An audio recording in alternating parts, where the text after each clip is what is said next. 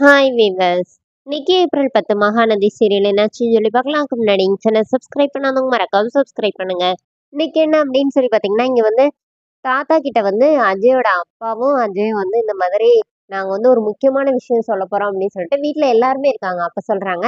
அப்போ உடனே தாத்தா என்ன சொல்றாருன்னா, இங்க பாருங்க, எதுனாச்சும் பிசினஸ் பண்ண போறேன்னு சொல்லி காசெல்லாம் கேட்டீங்கன்னா, எல்லா பொறுப்பையும் விஜய் கிட்ட கொடுத்துட்டு விஜய் கிட்ட கேட்டுக்கோங்க அப்படின்னு.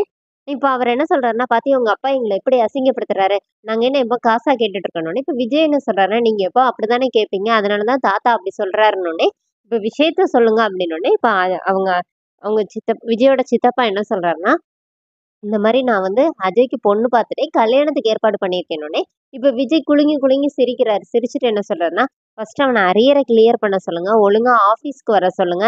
இப்ப வேலை பார்க்காமலே சம்பளம் வாங்கிட்டு இருக்கான். ஒழுங்கா சம்பளத்த வாங்க சொல்லுங்க. அப்புறமா கல்யாணத்த பத்தி பேசிக்கலாம். அவனுக்கு என்ன இப்ப வயசா போயிருச்சு அப்படின்னு கேட்டோனே, அவர் ரொம்ப ஸ்ட்ராங்கா சொல்றாரு. இந்த மாரி பசுபதியோட பொண்ண தான் பார்த்துருக்குறோம்.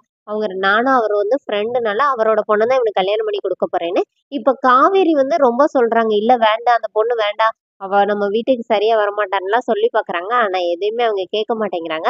அப்புறமா விஜய் கிட்ட போய் காவேரி பேசுறாங்க. இங்க என்ன ஆகுதுன்னா, கங்கா வந்து அவங்க 2 தங்கச்சிகிட்டயே பேசும்போது, அவங்க 2 பேரும் சரியாவே பேச மாட்டேங்கிறாங்க. அப்ப கங்கா சொல்றாங்க, "ஏன்டி அம்மா தான் என்கிட்ட பேச மாட்டேங்குதுன்னா, நீங்களும் ஏன் என்கிட்ட பேச மாட்டேங்கிறீங்க?" அப்படின்னு கேட்கும்போது, "உன்ன பார்த்தாலே எங்களுக்கு பயமா இருக்குதுக்கா. நீ எதனாச்சும் சண்டை போடுவியோன்னே பயமா இருக்குது. வேணாக்கா விட்டுரு" அப்படின்னு சொல்லி பேசிட்டு இருக்கும்போதே சாரதா வராங்க.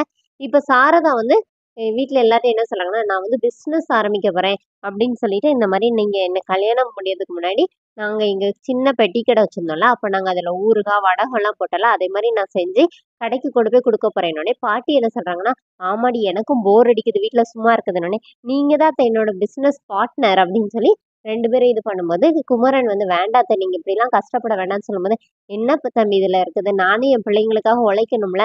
அந்த ஊருக்கு வந்தப்பவே நான் இதெல்லாம் செஞ்சிருக்கணும்" அப்படின்னு சொல்லிட்டு சாரதா வந்து முடிவு பண்றாங்க. இங்க என்ன ஆகுதுன்னா, காவேரி போய் விஜய் கிட்ட போய் பேசுறாங்க. அப்ப விஜய் கிட்ட சொல்றாங்க, "ராகினி நம்ம வீட்டுக்கு வரான்னா, ஏதோ ஒரு பிளானோடி தான் வரா. பசுபதி அவளும் நல்லவங்களே கிடையாது. சும்மா சாதாரணமாலாம் நம்ம வீட்டுக்கு வரமாட்டாங்க. சொன்னா கேளுங்கன்னு" சொல்லி விஜய் கிட்ட பேசும்போது, விஜய் ஒண்ணே ஒண்ணு தான் யோசிக்கிறாரு. இந்த மாரி காவேரி 1 வருஷம் முடிஞ்சு வெளியில போகும்போது, நிவின் வந்து சிங்கிளா இருக்கணும். அப்பதான் அவங்க 2 பேரும் சேர முடியும். அதுக்கு யார் இடைஞ்சலா இருக்கிறா? ராகினி. அதனால இவங்களுக்கு கல்யாணம் முடியட்டுங்கிற மாரி விஜய் யோசிக்கிறாரு. இப்ப காவேரி என்ன நினைக்கிறாங்கன்னா, இவரு யோசிக்கிறாரு, நல்ல முடிவா தான் எடுப்பாருன்னு காவேரி நினைக்கிறாங்க. இங்க என்ன ஆகுதுன்னா, யமுனா ரோட்ல நடந்து வந்துட்டு இருக்கும்போதே நிவினுக்கு கால் பண்றாங்க. அப்ப நிவின் வந்து, "என்ன ஒரு மாரியா பேசுற?" அப்படின்னோனே, இப்ப யமுனா வந்து வீட்ல ஒரே பிரச்சனையா இருக்கு. எங்க அப்பாவ நான் ரொம்ப மிஸ் பண்றேன் அப்படிங்கிற மாரி ரொம்ப ஃபீல் பண்ணி பேசுறாங்க. இப்ப நிவின் வந்து நேரா யமுனாவ பார்க்க வந்துடுறாரு.